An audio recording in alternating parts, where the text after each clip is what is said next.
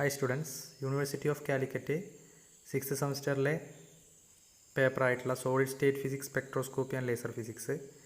അപ്പോൾ അതിലെ യൂണിവേഴ്സിറ്റി എക്സാമിൽ എപ്പോഴും റിപ്പീറ്റ് ചെയ്ത് വരുന്ന ക്വസ്റ്റ്യൻസ്, ഇമ്പോർട്ടൻറ്റ് ക്വസ്റ്റ്യൻസാണ് ഈ ഒരു വീഡിയോയിൽ നമ്മൾ ഡിസ്കസ് ചെയ്യുന്നത്.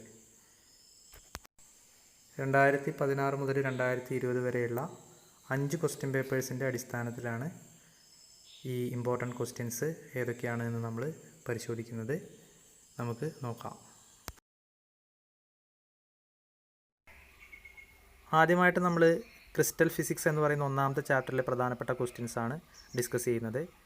ഈ ചാപ്റ്ററിൽ നിന്ന് നമ്മൾ എക്സ്പെക്റ്റ് ചെയ്യേണ്ട എസ്സേ ഒന്നാമത്തത് discuss Bravais lattice and crystal systems with the help of illustration. അതായത് ആദ്യം നമ്മൾ ലാറ്റിസ് എന്താണെന്നൊക്കെ പറയുക, പിന്നെ 7 basic crystal systems, cubic, tetrahedral, orthorhombic, monoclinic, triclinic, പിന്നെ ഹെക്സാഗണൽ, റോംബോഹിഡ്രല്, ഇത് 7ഉം അതിൻ്റെ ലാറ്റിസ് പാരാമീറ്റേഴ്സ് ഉണ്ടല്ലോ, A B C, alpha, beta, gamma, അതിൻ്റെ റിലേഷൻസും കാര്യങ്ങളൊക്കെ പറയുക. അതിനുശേഷം ആ 7 ഫണ്ടമെൻ്റൽ ക്രിസ്റ്റൽ സിസ്റ്റംസിൽ നിന്ന് നമുക്ക് 14 ബ്രാവേസ് ലാറ്റിസുകൾ ലഭിക്കും എന്ന് നമുക്കറിയാം അല്ലേ. Simple, body centred, face centred, edge centred എന്നൊക്കെ പറഞ്ഞിട്ട് നമുക്ക് 14 ബ്രാവേസ് ലാറ്റിസ് ഈ 7 എണ്ണത്തിൽ നിന്ന് കിട്ടും. ഓക്കെ, അതൊക്കെ പറയുക. അതിനുശേഷം പിന്നെ simple cubic, body centred cubic, face centred cubic, hexagonal, close packed, അതെല്ലാം ഒന്ന് ഷോർട്ടായിട്ട് അതിൻ്റെ കാര്യങ്ങളൊക്കെ, കോർഡിനേഷൻ നമ്പർ, അതുപോലെ atoms per unit cell, atomic packing factor, അതൊക്കെ ഒന്ന് പറയുക. ഓക്കെ, അപ്പോൾ അതൊക്കെയാണ് ഈ ഒരു എസ്സേ കൊണ്ട് ഉദ്ദേശിക്കുന്നത്. 2018-20 വർഷങ്ങളിൽ ഈ എസ്സേ വന്നിട്ടുണ്ട്. പിന്നെ മറ്റൊരു എസ്സേ വരാൻ സാധ്യതയുള്ളത് 23 symmetry elements in cubic crystal system. ഒരു ക്യൂബിക് ക്രിസ്റ്റൽ സിസ്റ്റത്തിനകത്ത് 23 സിമെട്രി എലമെൻറ്റ്സ് ഒബ്റ്റെയിൻ ചെയ്യുന്നുണ്ട് എന്ന് നമ്മൾ കണ്ടിട്ടുണ്ട് അല്ലേ. അതിന് റിഫ്ലക്ഷൻ സിമെട്രി, അതുപോലെ റൊട്ടേഷണൽ സിമെട്രി, ഇൻവേർഷൻ സിമെട്രി, അതെല്ലാം കൂടി കൺസിഡർ ചെയ്ത് കഴിഞ്ഞാൽ 23 സിമെട്രി എലമെൻറ്റ്സ് ഒബ്റ്റെയിൻ ചെയ്യുന്നത് നമ്മൾ കാൽക്കുലേറ്റ് ചെയ്തെടുത്തിട്ടുണ്ട്. അപ്പോൾ അത് വൃത്തിയായിട്ട് എക്സ്പ്ലെയിൻ ചെയ്തിട്ട് ഈ ഒരു എസ്സേയിൽ എഴുതണം. ഈ 2 എസ്സേസ് നമ്മൾ പ്രതീക്ഷിക്കണം. ഇനി പാരഗ്രാഫ് ക്വസ്റ്റിലേക്ക് വന്നു കഴിഞ്ഞാൽ സോഡിയം ക്ലോറൈഡ് സ്ട്രക്ചർ 2017 വന്നിട്ടുണ്ട്. 2 FCCകൾ ബോഡി ഡയഗണിലൂടെ ഇൻ്റർപെനട്രേറ്റ് ചെയ്ത് നിൽക്കുന്ന ഒരു സ്ട്രക്ചറാണ് അല്ലേ. അപ്പോൾ അത് നോക്കുക. ഡയമണ്ട് സ്ട്രക്ചർ 2018 വന്നിട്ടുണ്ട്. പിന്നെ നമ്മുടെ ലാറ്റിസ്, ബേസിസ്, ക്രിസ്റ്റൽ സ്ട്രക്ചർ, അതുപോലെ യൂണിറ്റ് സെല്ല്, ഇതൊക്കെ ഡിഫൈൻ ചെയ്യാൻ ഓരോന്ന് എന്താണെന്ന് ജസ്റ്റ് പറയാൻ 2020 വന്നിട്ടുണ്ട്. അപ്പോൾ ഓരോന്ന് എന്താണെന്ന് കൃത്യമായിട്ട് മനസ്സിലാക്കുക. Lattice, basis, crystal structure, unit cell. പിന്നെ അതുപോലെ തന്നെ 2020 expression for volume of unit cell in body centred cubic structure. ഒരു ബോഡി സെൻറ്റേഡ് ക്യൂബിക് സ്ട്രക്ചറിൻ്റെ വോളിയം കാണാൻ, യൂണിറ്റ് സെല്ലിൻ്റെ വോളിയം കാണാൻ, അത് നമ്മൾ അറ്റോമിക് പാക്കിംഗ് ഫാക്ടർ കണ്ടുപിടിക്കുമ്പോൾ അത് കാണുന്നുണ്ട് അല്ലേ. Volume of unit cell in body centred cubic structure നമ്മൾ കാണുന്നുണ്ട്. അപ്പോൾ അത് കണ്ടുപിടിക്കാനാണ്. പിന്നെ അതുപോലെ തന്നെ packing factor or atomic packing efficiency of FCC lattice. FCC ലാറ്റിസിൻ്റെ അറ്റോമിക് പാക്കിംഗ് ഫാക്ടർ APF കണ്ടുപിടിക്കാനുള്ള ഒരു ക്വസ്റ്റ്യൻ 2018 വന്നിട്ടുണ്ട്. 74% അല്ലേ കിട്ടുന്നത്. അപ്പോൾ അത് ഡിറൈവ് ചെയ്തെടുക്കാൻ വേണ്ടിയിട്ടാണ്. ഓക്കെ, അപ്പോൾ ഇത്രയും ക്വസ്റ്റ്യൻസാണ് പിന്നെ പാരഗ്രാഫ് ക്വസ്റ്റ്യൻസ് ആയിട്ട് ക്രിസ്റ്റൽ ഫിസിക്സ് എന്ന് പറയുന്ന ഒന്നാമത്തെ ചാപ്റ്ററിൽ നിന്ന് നമ്മൾ പ്രതീക്ഷിക്കേണ്ടത്. ഇനി ഈ ചാപ്റ്ററിൽ നിന്ന് വരുന്ന 2 മാർക്ക് ക്വസ്റ്റ്യൻസ്, സിമ്മട്രി എലമെൻ്റ് എന്താണ്, പ്രിമിറ്റീവ് ലാറ്റിസ് എന്താണ്, മില്ലർ ഇൻഡിസസ് എന്താണ്, കോർഡിനേഷൻ നമ്പർ എന്താണ്, sketch unit cell of NaCl, ഇതൊക്കെയാണ് സാധാരണ 2 മാർക്ക് ക്വസ്റ്റ്യൻസ് ആയിട്ട് വരാറുള്ളത്. ഈ പ്രോബ്ലം സെക്ഷനിലേക്ക് വന്നു കഴിഞ്ഞാൽ എപ്പോഴും റിപ്പീറ്റ് ചെയ്ത് വരുന്നൊരു ചോദ്യമാണ് copper has FCC structure and atomic radius is 1.278 angstrom, calculate the density. ആ പ്രോബ്ലം, അതിൻ്റെ സൊല്യൂഷനും നമ്മൾ പഠിച്ചിട്ടുണ്ട്. അത് ഞാനിവിടെ കാണിച്ചിട്ടുണ്ട്. അത് നിങ്ങൾ വൃത്തിയായിട്ട് പഠിക്കുക. ഒരുപാട് തവണ റിപ്പീറ്റ് ചെയ്തിട്ടുണ്ട് ആ ഒരു ക്വസ്റ്റ്യൻ. പിന്നെ അതേപോലെ തന്നെ മില്ലർ ഇൻഡിസസ് തന്നിട്ട് പിന്നെ സ്പേസിങ് ബിറ്റ്വീൻ പ്ലെയിൻസ് കാണാൻ, ഇൻ്റർപ്ലെയിനാർ സ്പേസിങ് കാണാനുള്ള പ്രോബ്ലം, അതും വളരെ എളുപ്പമാണ്. HKL ആണ് മില്ലർ ഇൻഡിസ് എങ്കിൽ A/√H² + K² + L² ആയിരിക്കും ഇൻ്റർപ്ലെയിനാർ സ്പേസിങ് അല്ലേ. ഇവിടെ 211-001 പ്ലെയിൻസിൻ്റെ ഇടയിലുള്ള ആ ഒരു സ്പേസിങ് രണ്ടിലും നമ്മൾ കണ്ടിട്ടുണ്ട്. അത് നിങ്ങൾ ചെയ്ത് പഠിക്കുക. ഇത്തരം പ്രോബ്ലംസ് വരാറുണ്ട്. പിന്നെ മില്ലർ ഇൻഡിസസ് കാണാനുള്ള പ്രോബ്ലംസും വരാറുണ്ട്. അതായത് ഇൻ്റർസെപ്റ്റുകൾ തരും 2A, 3B, 5C എന്നൊക്കെ പറഞ്ഞിട്ട് നമ്മൾ അതിൽ നിന്ന് മില്ലർ ഇൻഡിസസ് കാണാനൊക്കെ അറിയാമല്ലോ നമുക്ക് അല്ലേ. നമ്മളതിനെ A, B, C എന്നിവ കൊണ്ട് യഥാക്രമം ഡിവൈഡ് ചെയ്യും. പിന്നെ റെസിപ്രോക്കൽ കാണും അല്ലേ. എന്നിട്ട് പിന്നെ അതിനെ നമ്മൾ വോൾ നമ്പറാക്കി മാറ്റും. അങ്ങനെയൊക്കെ ചെയ്യുന്നുണ്ടല്ലോ. അപ്പോൾ ആ മില്ലറിൻസ് കാണാനുള്ള പ്രോബ്ലംസും കൂടി ഒന്ന് നോക്കുക. അപ്പോൾ ഇതൊക്കെയാണ് ഈ ചാപ്റ്ററിൽ നിന്ന് വരുന്ന പ്രധാനപ്പെട്ട ക്വസ്റ്റ്യൻസ്. ഇനി നമ്മൾ സെക്കൻഡ് ചാപ്റ്റർ എക്സ്റേ ഡിഫ്രാക്ഷൻ, അതിൽ പ്രധാനപ്പെട്ട ക്വസ്റ്റ്യൻസ് നോക്കാം. അതിൽ എപ്പോഴും വരാറുള്ള essay derive Bragg's law and explain Bragg spectrometer. വളരെ വളരെ ഇമ്പോർട്ടൻ്റ് ആണ്. ഒരുപാട് തവണ റിപ്പീറ്റ് ചെയ്ത് വന്നിട്ടുണ്ട്. നിങ്ങൾ കാണാം 17, 19, 20 വർഷങ്ങളിലൊക്കെ വന്നിട്ടുള്ളൊരു ക്വസ്റ്റ്യൻ ആണ്. അപ്പോൾ ബ്രാഗ്സ് ലോ നമുക്കറിയാമല്ലോ, 2D sin θ = n λ. അപ്പോൾ അതിൻ്റെ ഡെറിവേഷൻ, പിന്നെ ബ്രാഗ് സ്പെക്ട്രോമീറ്ററും നമ്മൾ പഠിക്കുന്നുണ്ട്. അത് രണ്ടും വൃത്തിയായിട്ട് പഠിക്കുക. എന്തായാലും 100% ഉറപ്പിക്കാവുന്ന ഒരു എസ്സേ ആണത്. പിന്നെ പാരഗ്രാഫ് ക്വസ്റ്റ്യൻസിലും ബ്രാഗ്സ് ലോൻ്റെ ഡെറിവേഷൻ വരുന്നുണ്ട്. 2D sin θ = n λ derivation. പിന്നെ how X-ray help to determine crystal structure 2020 വന്നിട്ടുള്ളൊരു ക്വസ്റ്റ്യൻ ആണ്. അപ്പോൾ അതിനകത്ത് നമുക്കറിയാമല്ലോ, എക്സ്റേ ക്രിസ്റ്റൽസിൽ തട്ടിയിട്ട് ഡിഫ്രാക്ഷന് വിധേയമാവും. നമുക്ക് ഫോട്ടോഗ്രാഫിക് പ്ലേറ്റിൽ നമുക്ക് ഡിഫ്രാക്ഷൻ പാറ്റേൺ നമുക്ക് കിട്ടും അല്ലേ, ഡിഫ്രാക്ഷൻ സ്പെക്ട്രം കിട്ടും. അതിനകത്ത് ലോ സ്പോട്ട്സ് ഉണ്ടാവും. ഒരു സെൻട്രൽ ഡാർക്ക് സ്പോട്ട് ഉണ്ടാവും, അതിന് ചുറ്റും കാണുന്ന ലോ സ്പോട്ട്സ്. ആ ലോ സ്പോട്ട്സിൻ്റെ ആ ഒരു പാറ്റേൺ നമുക്ക് നോക്കിയിട്ട് ക്രിസ്റ്റൽ സ്ട്രക്ചർ മനസ്സിലാക്കാം എന്നൊക്കെ പറയുന്നൊരു ഭാഗം ഉണ്ട്. അപ്പോൾ അത് വൃത്തിയായിട്ട് മനസ്സിലാക്കുക. അപ്പോൾ ബ്രാഗ്സ് ലോയും എക്സ്റേ സ്പെക്ട്രോമീറ്ററും ഒക്കെ പാരഗ്രാഫ് ക്വസ്റ്റ്യൻ ആയിട്ടും ചോദിച്ചേക്കാം. പിന്നെ പ്രോബ്ലംസ് വളരെ സിമ്പിളാണ്. ഈ ചാപ്റ്ററിലെ പ്രോബ്ലം 100% ഉറപ്പിക്കുകയും ചെയ്യാം. ബ്രാഗ്സ് ലോ റിലേറ്റഡ് ആയിട്ടുള്ള ഒരു പ്രോബ്ലം ഉണ്ടാവും. അതായത് n λ = 2D sin θ എന്ന് പറയുന്ന ഫോർമുല പഠിക്കുക. അത് വെച്ചിട്ടുള്ളൊരു പ്രോബ്ലം ഉറപ്പായിട്ടുണ്ടായിരിക്കും. അപ്പോൾ അതിലൊരു സാമ്പിൾ പ്രോബ്ലം ഞാനിവിടെ കാണിച്ചിട്ടുണ്ട്.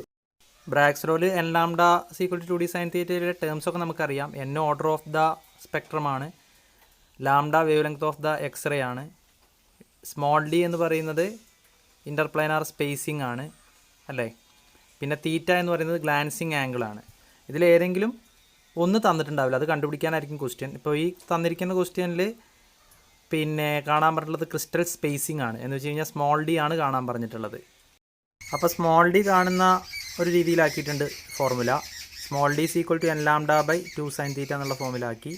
എന്നിട്ട് നമുക്ക് എന്നും ലാംഡയും തീറ്റയൊക്കെ സബ്സ്റ്റിറ്റ്യൂട്ട് ചെയ്തിട്ട് d കണ്ടുപിടിക്കാം. അതിലൊരു കാര്യം ശ്രദ്ധിക്കേണ്ടത്, order of the spectrum specify ചെയ്തിട്ട് പറഞ്ഞിട്ടില്ലെങ്കിൽ നമ്മളത് 1 എന്നെടുത്താൽ മതി. ഓക്കെ, ഇവിടെ അത് സ്പെസിഫിക് ആയിട്ട് പറഞ്ഞിട്ടില്ല. അപ്പോൾ നമ്മളിവിടെ n എന്നുള്ളത് 1 എന്നെടുത്തുള്ളതായിട്ട് കാണാം. ഇതേപോലെ ചിലപ്പോൾ ഓർഡർ ഓഫ് ദ സ്പെക്ട്രം കാണാനായിരിക്കാം, ചിലപ്പോൾ ലാംഡ കാണാനായിരിക്കാം, ഗ്ലാൻസിങ് ആംഗിൾ കാണാനായിരിക്കാം ക്വസ്റ്റ്യൻ. അപ്പോൾ അതിനനുസരിച്ചിട്ട് വേണം ചെയ്യാൻ. ഇനി ഇവിടെ 2 മാർക്ക് ക്വസ്റ്റ്യൻസ് നോക്കിക്കഴിഞ്ഞാൽ അതിനകത്ത് ലോ സ്പോട്ട്സ് എന്താണെന്ന് ചോദിക്കാം. ചിലപ്പോൾ ലോ സ്പോട്ട്സ് എന്താണെന്ന് ചോദിക്കാം. പിന്നെ അതേപോലെ തന്നെ ബ്രാഗ്സ് ലോ ജസ്റ്റ് എക്സ്പ്രസ് ചെയ്യാൻ വേണ്ടിയിട്ട് n λ = 2D sin θ ഓരോ ടേംസും സഹിതം എഴുതാനൊക്കെ ക്വസ്റ്റ്യൻസ് വരാം. അതൊക്കെയാണ് 2 മാർക്സ് ചോദിക്കുള്ളൂ. ഇനി മൂന്നാമത്തെ ചാപ്റ്റർ സൂപ്പർ കണ്ടക്ടിവിറ്റി ആണ്. അപ്പോൾ അതിനകത്ത് ഒരു എസ്സേ ആണ് നമ്മൾ പ്രതീക്ഷിക്കേണ്ടത്. BCS theory and Meissner effect 2016 അത് ചോദിച്ചിട്ടുണ്ട്. BCS തിയറിയും മെയ്സ്നർ എഫക്റ്റും. BCS തിയറി നമുക്കറിയാമല്ലോ, സൂപ്പർ കണ്ടക്ടിവിറ്റിയുടെ മെക്കാനിസം എക്സ്പ്ലെയിൻ ചെയ്യുന്ന തിയറിയാണ്. അതിനകത്ത് ആ കൂപ്പർ പെയറിൻ്റെ ഫോർമേഷനും അല്ലേ, ആ കൂപ്പർ പെയർ ക്രിട്ടിക്കൽ ടെമ്പറേച്ചറിലെത്തുമ്പോൾ ഈ കൂപ്പർ പെയർ ഫോം ചെയ്യുന്നതും കൂപ്പർ പെയർ ഡ്രിഫ്റ്റ് ചെയ്ത് പോകുന്നതും അല്ലേ, അങ്ങനെ റെസിസ്റ്റിവിറ്റി 0 വരുന്നതൊക്കെ BCS തിയറിയിൽ നമുക്ക് കാണാം അല്ലേ. ബർഡീൻ, കൂപ്പർ, ഷീഫർ അവർ ഉണ്ടാക്കിയിട്ടുള്ള തിയറി. മെയ്സണർ എഫക്റ്റ് നമുക്കറിയാം എന്താണ്, ഒരു ലോ മാഗ്നറ്റിക് ഫീൽഡിനെ ഒരിക്കലും സൂപ്പർ കണ്ടക്ടറിൽ പെനട്രേറ്റ് ചെയ്യാൻ കഴിയില്ല അല്ലേ. ക്രിട്ടിക്കൽ ടെമ്പറേച്ചറിൻ്റെ താഴത്തേക്ക് കൂൾ ചെയ്ത് കഴിഞ്ഞാൽ അതിനകത്തുള്ള മാഗ്നറ്റിക് ഫീൽഡ് ലൈൻസൊക്കെ എക്സ്പെൽ ഔട്ട് ചെയ്യും എന്നൊക്കെ പറയുന്ന മെയ്സണർ എഫക്റ്റ്. അതിൻ്റെയും റീസൺസൊക്കെ നമ്മൾ കണ്ടതാണ്. പിന്നെ ഇതൊരു ഡയാമാഗ്നറ്റ് ആയിട്ട് മാറുന്നത്, ക്രിട്ടിക്കൽ ടെമ്പറേച്ചറിൻ്റെ താഴെ ഡയാമാഗ്നറ്റ് ആയിട്ട് മാറുന്നത്, സസെപ്റ്റിബിലിറ്റി -1 വരുന്നതൊക്കെ. അപ്പോൾ ആ 2 കാര്യങ്ങളും വളരെ ഡീറ്റെയിൽ ആയിട്ട് പഠിക്കണം. കാരണം അത് എസ്സേ ആയിട്ട് നമ്മൾ പ്രതീക്ഷിക്കണം. ഒരു 90% എബവ് അത് വരാനുള്ള സാധ്യതയുണ്ട്. ഇനി പാരഗ്രാഫ് ക്വസ്റ്റ്യൻസ് നോക്കിക്കഴിഞ്ഞാൽ type 1 and type 2 super conductors 17 18 ചോദിച്ചിട്ടുണ്ട്. വളരെ ഇമ്പോർട്ടൻ്റ് ആണ്. അപ്പോൾ അത് നിങ്ങൾ ആ ഒരു മാഗ്നറ്റിക് ഫീൽഡിൻ്റെ ആ ഒരു ഗ്രാഫൊക്കെ വരച്ചിട്ട് വേണം അല്ലേ. ആ ക്രിട്ടിക്കൽ ഫീൽഡ് എക്സ് ആക്സിലും മാഗ്നറ്റൈസേഷൻ വൈ ആക്സിലൊക്കെ എടുത്തിട്ടൊരു ഗ്രാഫൊക്കെ ഉണ്ടല്ലോ. അത് പിന്നെ ടൈപ്പ് 1 HC എന്ന് പറയുന്ന ക്രിട്ടിക്കൽ ഫീൽഡിൽ സൂപ്പർ കണ്ടക്ടിവിറ്റി റാപ്പിഡായിട്ടാണ് നഷ്ടപ്പെടും അല്ലേ. മറ്റോടത്താണെങ്കിൽ HC1 HC2 അതിൻ്റെ ഇടയിൽ ഗ്രാജുവലായിട്ടാണ് സൂപ്പർ കണ്ടക്ടിവിറ്റി നഷ്ടപ്പെടുള്ളൂ അല്ലേ. ആ ഗ്രാഫിൻ്റെ സഹായത്തോട് കൂടിയിട്ട് ടൈപ്പ് 1 ടൈപ്പ് 2 സൂപ്പർ കണ്ടക്ടേഴ്സ് എഴുതണം. അത് 4 മാർക്ക് ചോദ്യം വരും. പിന്നെ ഐസോട്ടോപ്പിക് എഫക്റ്റ് വിത്ത് എക്സാമ്പിൾസ്, അത് ആണ് 2019 ചോദിച്ചിട്ടുള്ളൊരു ചോദ്യം. ഐസോട്ടോപ്പിക് എഫക്റ്റും വളരെ ഇമ്പോർട്ടൻ്റ് ആണ്. അതായത് സൂപ്പർ കണ്ടക്ടേഴ്സിൻ്റെ ഐസോടോപ്പിക് മാസ് മാറുന്നതിനനുസരിച്ചിട്ട് ക്രിട്ടിക്കൽ ടെമ്പറേച്ചറിൽ മാറ്റം വരും അല്ലേ. അത് എക്സാമ്പിൾസ് വെച്ചിട്ട് പറയുമ്പോൾ നമ്മൾ ആ മെർക്കുറിയുടെ എക്സാമ്പിൾസ് വെച്ചിട്ട് അത് പറയുന്നുണ്ട്. മെർക്കുറിയുടെ രണ്ട് ഐസോടോപ്സ് നമ്മൾ എടുത്തിട്ട് അതിൻ്റെ ഐസോടോപ്പിക് മാസ് മാറുന്നതിനനുസരിച്ചിട്ട് ക്രിട്ടിക്കൽ ടെമ്പറേച്ചറുകൾ മാറുന്നത് നമ്മൾ കണ്ടിട്ടുണ്ട്. അതിൻ്റെ പ്രോബ്ലംസും വളരെ ഇമ്പോർട്ടൻ്റ് ആണ്, നമ്മൾ പറയും. പിന്നെ സാലൻറ്റ് ഫീച്ചേഴ്സ് ഓഫ് BCS തിയറി, അത് നമ്മൾ പിന്നെ BCS തിയറിയുടെ സാലൻറ്റ് ഫീച്ചേഴ്സ് എന്ന് പറഞ്ഞിട്ട് ഒരു ടോപ്പിക്ക് തന്നെ നമുക്ക് പഠിക്കാനുണ്ട്. നിങ്ങളുടെ യൂണിവേഴ്സിറ്റി ടെസ്റ്റിലൊക്കെ പറയുന്നുണ്ട് അല്ലേ, ആ കൂപ്പർ പെയർ ഫോം ചെയ്ത് കഴിഞ്ഞാൽ പിന്നെ എങ്ങനെയാണ് സൂപ്പർ കണ്ടക്ടിവിറ്റി കിട്ടുന്നത് എന്നുള്ളത്, അതിൻ്റെ ഫീച്ചേഴ്സ് പറയുന്നുണ്ട്. അത് വൃത്തിയായിട്ട് പോയിന്റുകളായിട്ട് പഠിക്കുക. പിന്നെ അതിൻ്റെ 2 മാർക്സ് ക്വസ്റ്റ്യൻ ഈ ചാപ്റ്ററിൽ നിന്ന് വരുന്നത് മേസൺ എഫക്റ്റ് എന്താണെന്ന് ചോദിക്കാം. Magnetic phase diagram of type 2 super conductor, അതാണ് ഞാൻ നേരത്തെ പറഞ്ഞത്. ആ magnetic phase diagram μ0m y ആക്സിലും ക്രിട്ടിക്കൽ ഫീൽഡ് HC x ആക്സിലും എടുത്തുള്ള ഗ്രാഫ്, അത് ടൈപ്പ് 2-ലാണെങ്കിൽ ആ വോർട്ടെക്സ് എന്ന് പറയുന്ന ആ പോർഷനൊക്കെ ശ്രദ്ധിക്കുക, അതൊക്കെ അവിടെ വേണം. ഗ്രാജുവൽ ഡിക്രീസ് ആയിരിക്കണം μ0m സംഭവിക്കേണ്ടത് HC1 HC2 ഇടയിൽ. പിന്നെ കൂപ്പർ പെയർ എന്താണ് എന്ന് ചോദിക്കാം.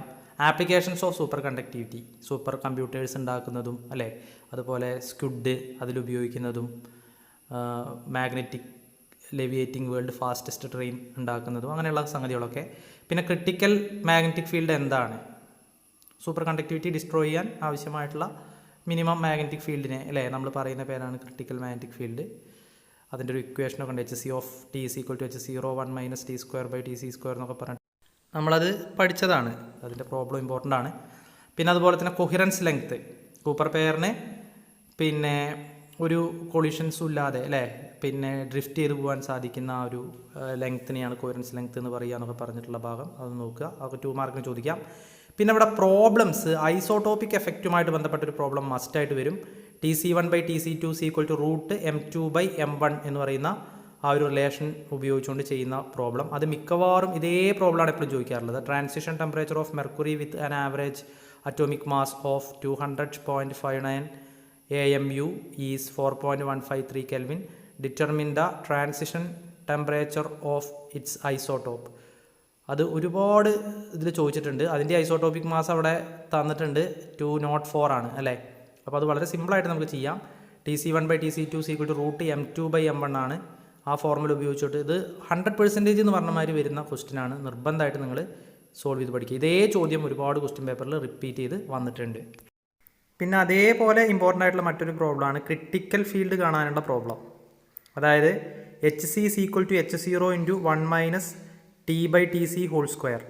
ആ ഫോർമുല വെച്ചിട്ട് ചെയ്യുന്ന പ്രോബ്ലം. ഒരു സാമ്പിൾ പ്രോബ്ലം ഞാൻ ഇവിടെ തന്നിട്ടുണ്ട്. Lead in the superconducting state has critical temperature of 6.2 Kelvin at 0 magnetic field. 0 magnetic ഫീൽഡിലെ ക്രിട്ടിക്കൽ ടെമ്പറേച്ചർ എന്ന് പറഞ്ഞു കഴിഞ്ഞാൽ പിന്നെ TC ആണ് തന്നിട്ടുള്ളത്. Critical temperature 6.2 Kelvin. പിന്നെ 0 മാഗ്നറ്റിക് ഫീൽഡ് H0 അല്ലേ, and critical field of 0.0624 Kelvin at 0 Kelvin. 0 Kelvinലെ ക്രിട്ടിക്കൽ ഫീൽഡ് H0 തന്നിട്ടുണ്ട് 0.624. Determine the critical field at 4 Kelvin. T 4 Kelvin ആവുമ്പോഴുള്ള HC കാണാനാണ് പറഞ്ഞിട്ടുള്ളത്. അപ്പോൾ ആ ഫോർമുലയിൽ HC = H01 - T/TC² നമ്മൾ കൊടുക്കുകയാണ്. H0 എത്ര കൊടുക്കുന്നു, 0.624 എന്ന് കൊടുക്കുന്നു. T 4 Kelvin ആണ്, TC 6.2 Kelvin എന്നും കൊടുക്കുക. എന്നിട്ട് നമ്മൾ ആ ഫോർമുലയിൽ ഇട്ട് കൊടുത്തു HC = H0 × 1 - T/TC². അപ്പോൾ നമ്മൾ സോൾവ് ചെയ്യുമ്പോൾ എത്ര കിട്ടുന്നത്, 0.037 ടെസ്ല എന്ന് കിട്ടുന്നു. അപ്പോൾ ഈ ഫോർമുല വെച്ചിട്ടുള്ള പ്രോബ്ലം വളരെ ഇമ്പോർട്ടൻ്റ് ആണ്. ഐസോടോപ്പിക് എഫക്റ്റിൻ്റെ പ്രോബ്ലം പോലെ തന്നെ വളരെ ഇമ്പോർട്ടൻ്റ് ആണ്. അപ്പോൾ അതും നന്നായിട്ട് നോക്കുക. 4th chapter basic elements of spectroscopy. നമുക്കറിയാം ഇത് കഴിഞ്ഞിട്ടുള്ള 3 ചാപ്റ്റേഴ്സ് ഉണ്ട്. Microwave spectroscopy, infrared spectroscopy, Raman spectroscopy. അപ്പോൾ ഇതൊക്കെ പഠിക്കുന്നതിനാവശ്യമായിട്ടുള്ള ബേസിക് ആയിട്ടുള്ള കാര്യങ്ങളാണ് ഈ ചാപ്റ്ററിൽ പറയുന്നത്.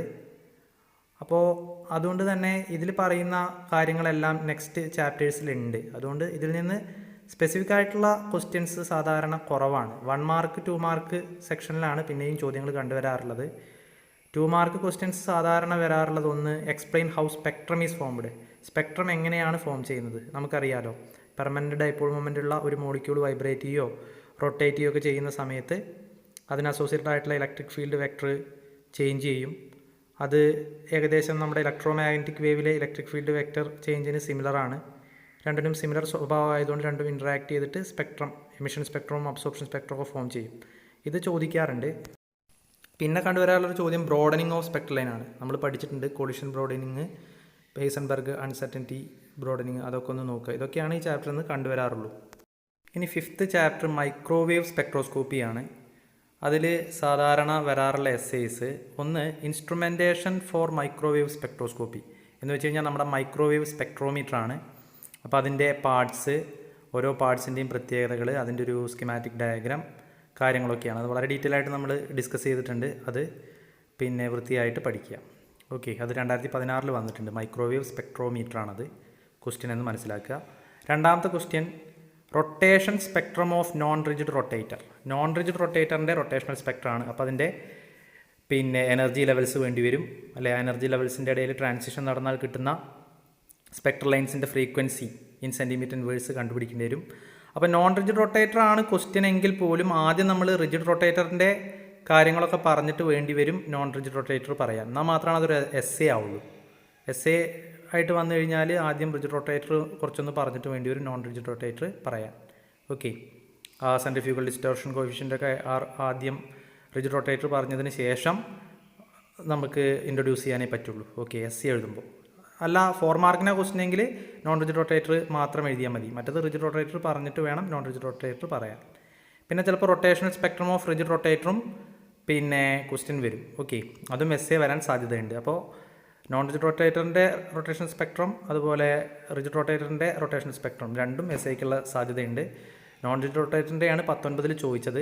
അത് മാത്രമായിട്ട് എഴുതുമ്പോൾ ഒരു എസ്സേക്കുള്ളത് അത്ര ഇല്ല. അപ്പോൾ അതുകൊണ്ട് റിജിഡ് റൊട്ടേറ്റർ കൂടി എഴുതിയതിന് ശേഷം അത് പിന്നെ ഷോർട്ടായിട്ട് പറഞ്ഞതിന് ശേഷം വേണം ഇത് പറയാൻ, എന്നാലേ അത് എസ്സേ ആവുള്ളൂ.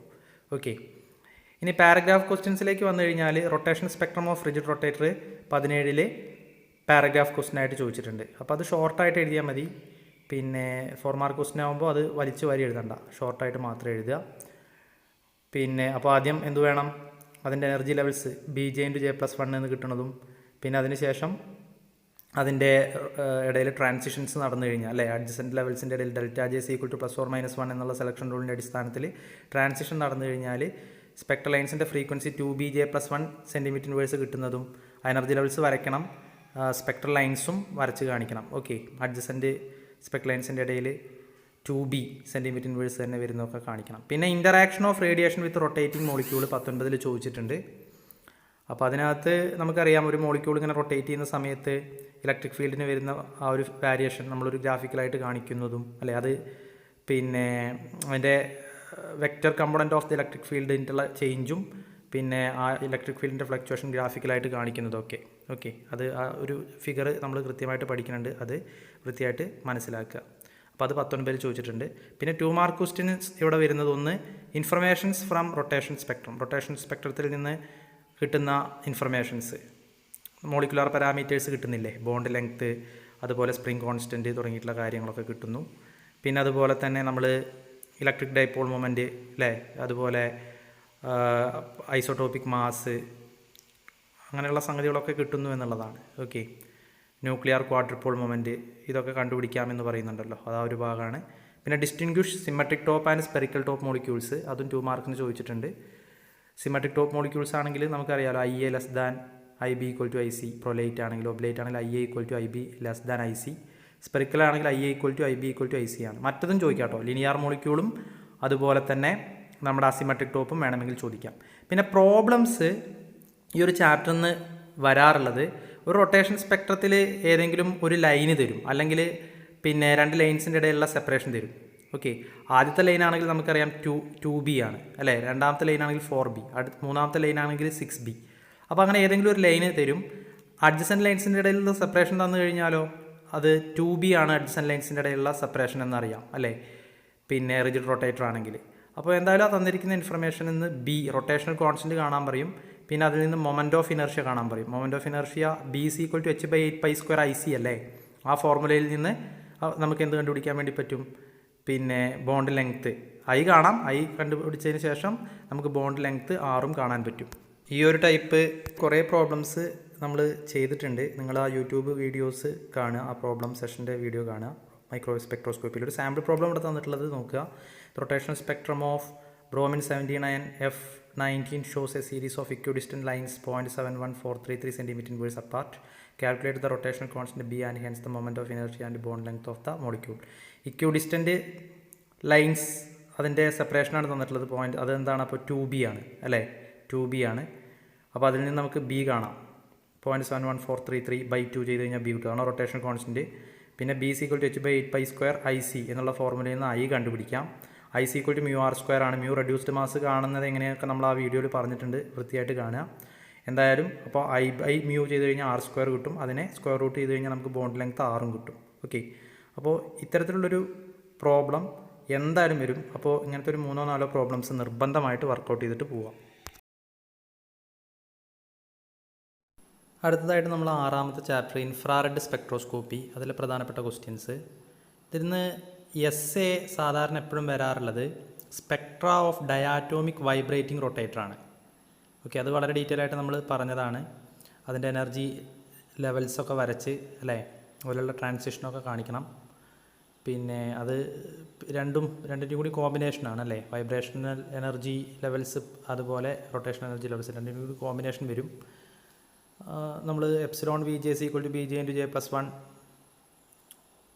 + V+1/2 ν E bar XC എന്നൊക്കെ പറഞ്ഞിട്ട് കാണിച്ചിട്ടുണ്ട്. ഓക്കെ, അപ്പോൾ അതാണ് സംഭവം. അത് പിന്നെ നന്നായിട്ട് നോക്കുക. 17ലും 18ലും വന്നിട്ടുണ്ട്. എസ് ഈ ഒരു ചാപ്റ്ററിൽ നിന്ന് ഇതാണ് വരാൻ സാധ്യത. പാരഗ്രാഫ് ക്വസ്റ്റ്യൻസ് നോക്കുക. Diatomic vibrating molecule as an harmonic oscillator. Okay, ആദ്യം നമ്മളത് ഹാർമോണിക് ഓസിലേറ്റർ ആയിട്ട് കൺസിഡർ ചെയ്തിട്ട് അതിനുശേഷമാണ് അൺഹാർമോണിക് ഓസിലേറ്റർ ആയിട്ട് കൺസിഡർ ചെയ്യുന്നത്. മറ്റൊരു ഐഡിയൽ കേസാണ് അല്ലേ. അപ്പോൾ അൺഹാർമോണിക് ഓസിലേറ്റർ ആയിട്ട് കൺസിഡർ ചെയ്യുമ്പോഴാണ് അവിടെ അൺഹാർമോണിസിറ്റി കോൺസ്റ്റൻ്റ് ഒക്കെ വരുന്നത്.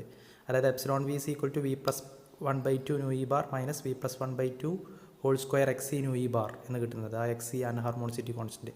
അപ്പോൾ എന്തായാലും ആ എനർജി അങ്ങനെ പിന്നെ നമ്മൾ ഷ്രോഡിംഗർ ഇക്വേഷനൊക്കെ സോൾവ് ചെയ്തിട്ട് ഈ രീതിയിൽ ഐഗൺ വാല്യൂസ് ആയിട്ട് കിട്ടുന്നതും പിന്നെ അതിൻ്റെ അടിസ്ഥാനത്തിൽ ആ എനർജി ലെവൽസ് ആ മോൾസ് കർവിനകത്ത് വരയ്ക്കുന്നതൊക്കെ കാണിക്കുന്നതാണ് ഈ ഒരു ക്വസ്റ്റ്യൻ. അത് 4 മാർക്കാണ്. അതിനനുസരിച്ചിട്ട് അത് എഴുതുക. പിന്നെ അടുത്തത് ബോൺ ഓപ്പൺഹൈമർ അപ്രോക്സിമേഷൻ. അതും 4 മാർക്കിന് ചോദിക്കാറുണ്ട്. അതായത് വൈബ്രേഷൻ എനർജി ലെവലും റൊട്ടേഷൻ എനർജി ലെവലും ഇലക്ട്രോണിക് എനർജി ലെവലും ഉണ്ട് ഒരു മോളിക്യൂളിന് അസോസിയേറ്റഡ് ആയിട്ട്. ഇതിനെ 3നെയും നമ്മൾ സെപ്പറേറ്റ് ആയിട്ടാണ് എടുക്കുക അല്ലേ. 3ഉം പരസ്പരം ഇൻഡിപെൻഡൻ്റ് ആണ്. അപ്പോൾ നമ്മൾ എപ്സിലോൺ എടുക്കുമ്പോൾ epsilon V + epsilon J + epsilon E 3ൻ്റെയും കൂടി സം ആയിരിക്കും ടോട്ടൽ എനർജി. വേവ് ഫംഗ്ഷൻ എന്ന് പറയുമ്പോൾ 3 വേവ്, അതായത് ψE, ψV, ψJ 3 വേവ് ഫംഗ്ഷൻസിൻ്റെ കൂടി പ്രൊഡക്റ്റായി വരിക എന്നൊക്കെ പറയുന്നില്ലേ. 3ഉം ഇൻഡിപെൻഡൻ്റ് ആണ് എന്ന് സൂചിപ്പിക്കുന്ന 3 എനർജി ലെവൽസും ഇലക്ട്രോണിക്കും വൈബ്രേഷനിലും റൊട്ടേഷനിലും പരസ്പരം ഇൻഡിപെൻഡൻ്റ് ആണ് സൂചിപ്പിക്കുന്ന പിന്നെ അപ്രോക്സിമേഷനാണ് ബോൺ ഓപ്പൺഹൈമർ അപ്രോക്സിമേഷൻ. അപ്പോൾ അത് നമ്മൾ പഠിച്ചിട്ടുണ്ട്, അത് നോക്കുക. പിന്നെ 2 മാർക്ക് ക്വസ്റ്റിനായിട്ട് ഒരുപാട് തവണ റിപ്പീറ്റ് ചെയ്ത് വന്നിട്ടൊരു ചോദ്യമാണ് hot bands in vibrating diatomic molecule. ഒരു വൈബ്രേറ്റിംഗ് ഡയാറ്റോമിക് മോളിക്യൂളിൽ ഹോട്ട് ബാൻഡ്സ് എന്താണ് എന്നുള്ളതാണ്. അപ്പോൾ നമ്മൾ ഹോട്ട് ബാൻഡ്സ് പറഞ്ഞിട്ടുണ്ട്. സാധാരണ V = 0 എന്ന് പറയുന്ന ലെവലിൽ നിന്ന് V = 1 എന്ന് പറയുന്ന ലെവലിലേക്കാണ് ട്രാൻസിഷൻസ് സാധാരണ നടക്കാറുള്ളത്. പക്ഷേ ടെമ്പറേച്ചർ കൂടിയ അവസ്ഥയിൽ V = 1 നിന്ന് V = 2 V = 3 ഒക്കെ ട്രാൻസിഷൻ നടക്കും. അതിൻ്റെ ഫലമായിട്ടുണ്ടാകുന്ന പിന്നെ സ്പെക്ട്രൽ ലൈൻസിനെയാണ് നമ്മൾ എന്ത് പറയുക, ഹോട്ട് ബാൻഡ്സ് എന്ന് പറയുക. അത് നമ്മൾ ഡയാറ്റോമിക് വൈബ്രേറ്റിംഗ് റൊട്ടേറ്റർ പഠിച്ചപ്പോൾ അതിനകത്ത് ഡീറ്റെയിൽ ആയിട്ട് പറയുന്നുണ്ട്. ആ എസ്സേ പഠിക്കുമ്പോൾ അതിനകത്ത് അത് വരും. ഓക്കെ, പിന്നെ ഇതിന്ന് എപ്പോഴും പ്രോബ്ലംസ് വരാറുള്ളത് ഫണ്ടമെൻ്റൽ സ്പെക്ട്രൽ ലൈനും ഫസ്റ്റ് ഓർട്ടോണും സെക്കൻഡ് ഓർട്ടോണും തരും. എന്നിട്ട് പിന്നെ അൺഹാർമോണിസിറ്റി കോൺസ്റ്റൻറ്റ് കാണാനും ഇക്വിലിബ്രിയം ഫ്രീക്വൻസി കാണാനും ചോദിക്കും. അങ്ങനെയുള്ള ക്വസ്റ്റിനാണ് വരാറുള്ളത്. അപ്പോൾ ഇവിടെ ഒരു ക്വസ്റ്റ്യൻ നോക്കി. A spectrum of HCl shows a very intense absorption at 2886 cm². അത് ഫണ്ടമെൻ്റൽ ലൈനാണ് തന്നിട്ടുള്ളത്. A weaker one at 5668 cm². അത് ഫസ്റ്റ് ഓർട്ടോണാണ്. Very weak one at 8347 cm². അത് സെക്കൻഡ് ഓർട്ടോണാണ്. അപ്പോൾ ഫൈൻഡ് ഇക്വിലിബ്രിയം ഫ്രീക്വൻസി, അതായത് ν E bar കാണാനാണ് പറഞ്ഞിട്ടുള്ളത്. And the anharmonicity constant XC. ഇത് രണ്ടും കാണാനാണ് ചോദിച്ചിട്ടുള്ളത്. അപ്പോൾ ഇവിടെ നമുക്കറിയാം fundamental line ν E bar × 1 - 2XC ആണ്, അത് തന്നിരിക്കുന്നു. 2 ν E bar 1 - 3XC ആണ് ഫസ്റ്റ് ഓർട്ടോൺ, അത് തന്നിരിക്കുന്നു. 3 ν E bar 1 - 4XC ആണ്, അതും തന്നിരിക്കുന്നു. ഈ 3 ഇക്വേഷൻസും സോൾവ് ചെയ്ത് കഴിഞ്ഞാൽ നമുക്ക് ഇക്വിലിബ്രിയം ഫ്രീക്വൻസി ν E ബാറും അൺഹാർമോണിസിറ്റി കോൺസ്റ്റൻറ്റ് XCയും കിട്ടും. ν E ബാറിൽ നിന്ന് വേണമെങ്കിൽ നമുക്ക് K കണ്ടുപിടിക്കാം. ν E bar = 1/2π√K/μ വെച്ചിട്ട് അതും ചിലപ്പോൾ ചോദിക്കാം. അപ്പോൾ ഇത്രയുമാണ് ഇൻഫ്രാറെഡ് സ്പെക്ട്രോസ്കോപ്പിയിലെ ക്വസ്റ്റ്യൻസ്. ഇനി 7ാമത്തെ ചാപ്റ്റർ രാമൻ സ്പെക്ട്രോസ്കോപ്പിയിലെ ഇമ്പോർട്ടൻറ്റ് ക്വസ്റ്റ്യൻസ് നോക്കാം. ഇതിൽ നിന്ന് സാധാരണ വരാറുള്ള essays rotational fine structure of vibrational Raman spectra and mutual exclusion principle, ഇത് രണ്ടും കൂടി ചോദിക്കാറുണ്ട്. 2016 ചോദിച്ചിട്ടുണ്ട്.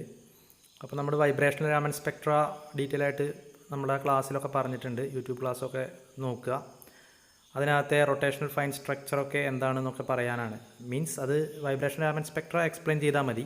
പിന്നെ മ്യൂച്വൽ എക്സ്ക്ലൂഷൻ പ്രിൻസിപ്പിൾ കൂടി പറയുന്നു. അതായത് ഒരു വൈബ്രേറ്റിംഗ് മോളിക്യൂൾ റിലേറ്റഡ് ആയിട്ടുള്ള പ്രോബ്ലം നമ്മൾ ചെയ്യുന്ന സമയത്ത് അവിടെ അതിൻ്റെ ഇൻഫ്രാറെഡ് സ്പെക്ട്രവും അതുപോലെ തന്നെ രാമൻ സ്പെക്ട്രവും ഒരേപോലെ നമ്മൾ പരിഗണിക്കണം എന്നൊക്കെ പറയുന്നത്. എന്നാൽ മാത്രമേ നമുക്കൊരു കംപ്ലീറ്റ് പിക്ചറൊക്കെ കിട്ടുള്ളൂ എന്നൊക്കെ പറയുന്ന സംഭവമാണ് മ്യൂച്വൽ എക്സ്ക്ലൂഷൻ പ്രിൻസിപ്പിൾ. അപ്പോൾ അതും നമ്മൾ പറഞ്ഞിട്ടുണ്ട്. ഇത് രണ്ടും കൂടി എസ്സേ ആയിട്ട് വരാറുണ്ട്. പിന്നെ മറ്റൊരു question, rotational Raman spectra of symmetric top molecules with examples. ഇതും വളരെ ഡീറ്റെയിൽ ആയിട്ട് നമ്മൾ യൂട്യൂബ് ക്ലാസ്സിലൊക്കെ പറഞ്ഞിട്ടുണ്ട്. 2018 19 വന്നിട്ടുണ്ട്. അപ്പോൾ rotational Raman spectra of symmetric top molecules important ആണ്, അത് നോക്കുക. ഇനി paragraph questions, rotational Raman spectra of linear molecules 2017 വന്നിട്ടുണ്ട്. എക്സ്പ്ലെയിൻ രാമൻ എഫക്റ്റ് എക്സ്പ്ലെയിൻ ചെയ്യാനാണ്. Stoke line, anti Stoke line, Raman shift, അതെല്ലാം നമ്മൾ എക്സ്പ്ലെയിൻ ചെയ്യേണ്ടി വരും 4 മാർക്ക് ക്വസ്റ്റ്യൻ ആകുമ്പോൾ. പിന്നെ compare Raman spectra and infrared spectroscopy. Okay, Raman spectroscopy and infrared spectroscopy. Raman സ്പെക്ട്രോസ്കോപ്പിയും ഇൻഫ്രാറെഡ് സ്പെക്ട്രോസ്കോപ്പിയും കമ്പയർ ചെയ്യാനാണ്. വളരെ സിമ്പിളായിട്ട് പറയുകയാണെങ്കിൽ രാമൻ സ്പെക്ട്രം നമുക്ക് കിട്ടണമെങ്കിൽ പോളറൈസബിലിറ്റിയിൽ ചേഞ്ച് വരണം, അല്ലേ? മോളിക്യൂളിൻ്റെ പോളറൈസബിലിറ്റിയിൽ ചേഞ്ച് വരുമ്പോൾ മാത്രമാണ് രാമൻ സ്പെക്ട്രം കിട്ടുക. ഇൻഫ്രാറെഡ് സ്പെക്ട്രം കിട്ടണമെങ്കിൽ അവിടെ വൈബ്രേഷൻ ചെയ്യുന്ന സമയത്ത് അസിമെട്രിക് സ്ട്രെച്ചിങ് ഒക്കെ നടക്കുന്ന സമയത്ത് അവിടെ ഡൈപോൾ മൊമെൻറ്റിന് ചേഞ്ച് വന്നിട്ടാണ് ഇൻഫ്രാറെഡ് സ്പെക്ട്രം കിട്ടുക, അല്ലേ? അതിനെ ബേസ് ചെയ്തിട്ട് ഇത് രണ്ടും കമ്പയർ ചെയ്യാനാണ്. അതും നമ്മൾ ഡിസ്കസ് ചെയ്തിട്ടുണ്ട്. പിന്നെ 2 mark question, what is Raman effect എന്ന് ഒരുപാട് തവണ ചോദിച്ചിട്ടുണ്ട്. നമുക്കറിയാലോ, ഓർഗാനിക് കോമ്പൗണ്ട്സിലൂടെ ലൈറ്റ് പാസ് ചെയ്യുമ്പോൾ, അല്ലേ, നമുക്ക് റാലി ലൈനെ കൂടാതെ വേറെ 2 ലൈൻസ് കിട്ടും. ഫ്രീക്വൻസി കൂടിയതും കുറഞ്ഞതൊക്കെ ആയിട്ടുള്ള ലൈൻസ്, സ്റ്റോക്ക് ലൈനും ആൻറ്റി സ്റ്റോക്ക് ലൈനും ഒക്കെ കിട്ടും. ഇതാണ് രാമൻ എഫക്റ്റ് എന്ന് പറഞ്ഞിട്ട്. അത് നിങ്ങൾ നോക്കുക. ഇനലാസ്റ്റിക് സ്കാറ്ററിങ് കാരണമാണ് സംഭവിക്കുന്നതെന്നൊക്കെ പറയുന്നു. പിന്നെ പോളറൈസബിലിറ്റി എന്താണ് എന്നുള്ളതാണ്. ഇവിടെ പോളറൈസബിലിറ്റിയിൽ ചേഞ്ച് വരുമ്പോഴാണ്, മോളിക്യൂളിൻ്റെ പോളറൈസബിലിറ്റി ചേഞ്ച് ചെയ്യുമ്പോഴാണ് രാമൻ സ്പെക്ട്ര ഉണ്ടാവുന്നത്, അല്ലേ? റൊട്ടേഷൻ ആയാലും വൈബ്രേഷൻ ആയാലും പോളറൈസബിലിറ്റി ചേഞ്ച് ചെയ്യുമ്പോഴാണ് ഇത് രാമൻ സ്പെക്ട്രം ഫോം ചെയ്യുന്നത്. ആ പോളറൈസബിലിറ്റി എന്താണ് എന്നൊക്കെ നമ്മൾ ആ രാമൻ എഫക്റ്റിൻ്റെ ആ ഒരു ഇൻട്രൊഡക്ഷൻ സെക്ഷനിൽ വളരെ വ്യക്തമായിട്ട് പറഞ്ഞിട്ടുണ്ട്. അപ്പോൾ അതും നോക്കുക. ഇനി ഈ ചാപ്റ്ററിൽ പ്രോബ്ലംസ് നമ്മൾ ചെയ്തിട്ടുണ്ട്. 3-4 പ്രോബ്ലംസൊക്കെ നമ്മൾ യൂട്യൂബ് ക്ലാസ്സിൽ ചെയ്തിട്ടുണ്ട്.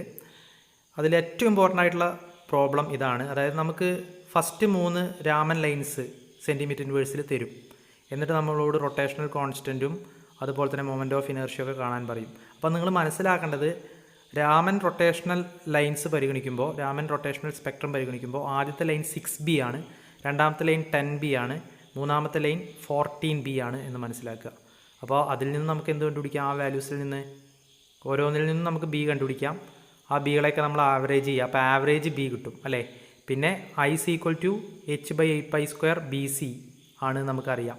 ഓക്കെ, അതായത് BC = h/8π² IC ആണ്. അതെന്ന് IC = h/8π² BC.